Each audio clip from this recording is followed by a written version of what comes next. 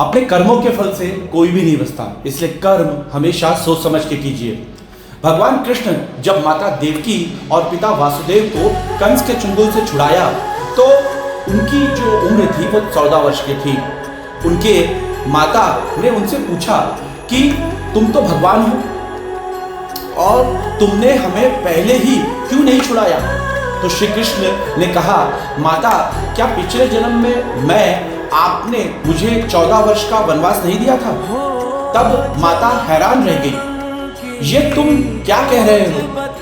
तब श्री कृष्ण जी ने बताया कि पिछले जन्म में मैं राम था और आप माता कैकेयी, और आपने ही मुझे 14 वर्ष का वनवास दिया था और कर्म के फल से कोई नहीं बच सकता, इसलिए आपको 14 साल का यह दुख सहन करना पड़ा। फिर माता ने पूछा कि यशोदा पिछले जन्म में कौन थी?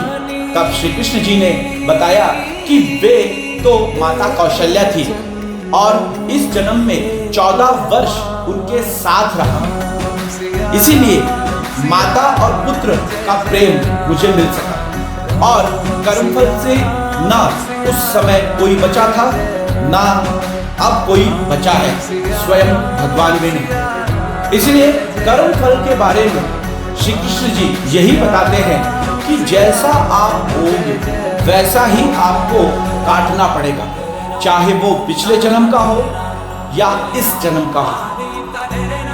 बताने का और समझाने का उद्देश्य बस यही था कि माता कौशल्या को जो 14 वर्ष का विरह उस समय भोगना पड़ा था, वो इस समय उन्हें जो है एक यशोदा के रूप में, मतलब यशोदा के रूप में उनको 14 साल, उस समय जो माता कौशल्या को नहीं मिल पाए, इस समय माता कौशल्या जो यशोदा के रूप में जन्म लेती है, उन्हें वो 14 साल भगवान श्री कृष्ण के साथ बिताने को मिलते हैं। ये सिर्फ कर्मों का ही फल था कि पिछले जन्म में जो प्यार माँ कौशल्या का अधूरा रह गया था, वो प्यार उन्हें इस जन्म में मिल गया।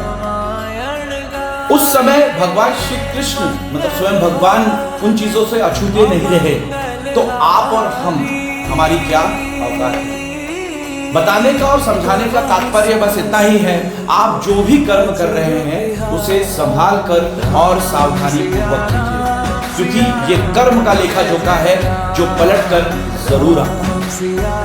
आज के वीडियो के लिए बस इतना ही। मैं आपका अपना डॉक्टर अमित कुमार आपसे विदा लेता हूँ। मिलूंगा किसी और वीडियो में, तब तक के लिए नमस्कार।